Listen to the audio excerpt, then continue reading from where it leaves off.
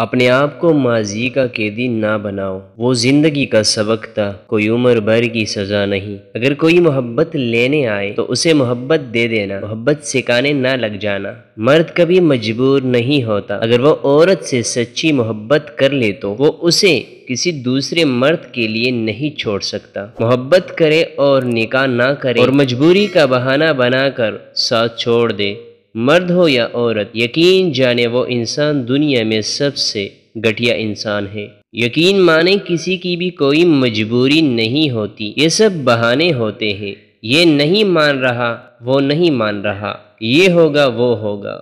جس نے آپ سے دل سے نبھانی ہے وہ ہر طرح سے حاضر رہے گا۔ مرد دوسری عورت کا چکر میں مجبوری کا بہانہ بناتا ہے اور عورت دوسری مرد کے پاس پیسہ دیکھتی مجبوری کا بہانہ بناتی ہے، ایسی شرط رکھتی ہے جو مرد پورا نہ کر سکے۔ میری یہ باتیں کافی لوگوں کو چبھتی ہیں، پر یہ کڑوی حقیقت ہے۔ منافق لوگوں کی ایک قسم یہ بھی ہے جو خود کو حساس ظاہر کر کے پہلے آپ سے ہمدردیاں سمیٹ لیتے ہیں اور پھر آپ کی جذبات سے کھیلتے ہیں۔ ہمیشہ چار دیواری میں رہنے والی لڑکیوں کے عشق سے ڈرو، انہوں نے دنیا نہیں دیکھی ہوتی، وہ جسے چاہتی ہیں وہی ان کی دنیا ہوتی ہے۔ ٹوٹ کر ہم جڑ تو جاتے ہیں لیکن ویسے نہیں رہتے، گرا پڑ جاتی ہے۔ انسان جب تک چاہے جانے کی آرزو رکھتا ہے وہ کبھی آزاد نہیں ہو سکتا۔ ہر رشتے کے لیے اور ہر محبت کے لیے ایک خاص وقت مقرر ہوتا ہے، وہ وقت گزر جائے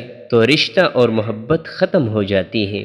مرد کو توڑنے کا ایک ہی طریقہ ہے، جب اس کی محبت کسی کے ساتھ ہو، اس بات پر اسے نیند تک نہیں آتی، مرتے دم تک ذہنی عذاب میں مبتلا رہتا ہے۔ ہونہار مرد بھی اس حالات میں کسی چیز کی قابل نہیں رہتا۔ ایسی عورت خوش نصیب ہوتی ہے جس کا مرد ایسا عاشق ہوتا ہے۔